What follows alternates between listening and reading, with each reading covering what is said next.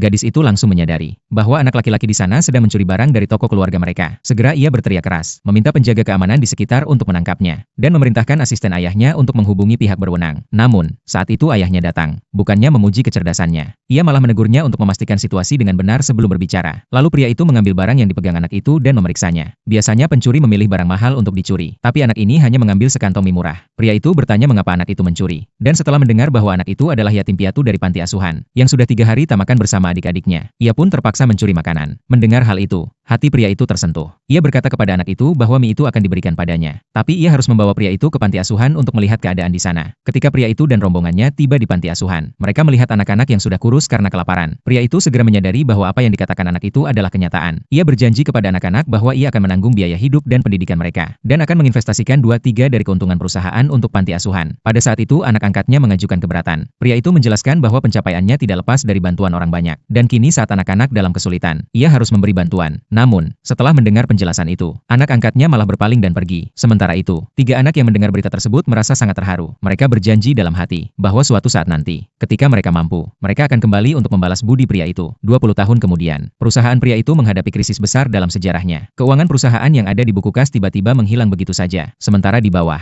pekerja berdatangan untuk menagih hutang. Saat itu, anak angkatnya datang ke sana. Pria itu baru tahu bahwa anak angkatnya sudah menemukan orang tua kandungnya, dan sejak kecil, dia selalu tidak suka dengan sikap pria itu yang terlalu peduli dengan karyawan. Jadi, dia bekerja sama dengan orang tua kandungnya untuk menggelapkan semua harta pria itu, dan ingin melihat apakah karyawan yang selama ini pria itu anggap keluarga, akan tetap membantu setelah mengetahui bahwa dia bangkrut. Mendengar hal itu, pria itu sangat marah. Namun, anak angkatnya setelah mengatakan hal itu langsung pergi meninggalkan tempat itu. Saat itu, asistennya datang memberitahu bahwa di bawah sudah ada banyak pekerja yang menuntut hak mereka. Ketika pria itu turun ke tangga dan melihat situasi, dia memutuskan untuk turun dan memberi penjelasan kepada para pekerja. Namun, begitu ia muncul, dia langsung diserbu oleh mereka. Terpojok dan tak bisa berbuat apa-apa. Pria itu naik ke atas meja untuk menjelaskan. Dia berjanji kepada mereka bahwa dalam 3 hari, ia akan membayar gaji semua orang. Para pekerja akhirnya setuju untuk memberi kesempatan sekali lagi, dan mereka pun meninggalkan tempat itu. Pria itu segera menyuruh asistennya untuk menjual aset perusahaan. Namun, asisten itu memberitahu bahwa anak angkatnya telah mengambil semua harta yang ada, sehingga pria itu kini tidak memiliki uang sepeser pun. Mendengar itu, pria itu merasa sangat hancur. Saat itu, berita di televisi mengumumkan bahwa konsorsium pertama akan mengadakan acara lelang. Begitu mendengar ini, pria itu merasa ada harapan. Jika ia bisa mendapatkan investasi dari konsorsium pertama, maka ia bisa membayar gaji para pekerja. Namun, ia tidak tahu bahwa sekarang ketua konsorsium pertama adalah anak laki-laki yang pernah ia bantu 20 tahun lalu. Dan anak itu kini kembali untuk membalas budi. Pada hari acara lelang, pria itu bersama asistennya menyelinap ke ruang makan, berniat untuk mencari ketua konsorsium pertama dan mendapatkan investasi. Namun, anak angkatnya melihatnya dan langsung memblokir jalannya. Dia langsung mengatakan bahwa ini bukan tempat pria itu, dan meminta pria itu menunjukkan undangan. Kemudian, ia memanggil petugas keamanan, mengatakan bahwa ada orang tak dikenal di sana.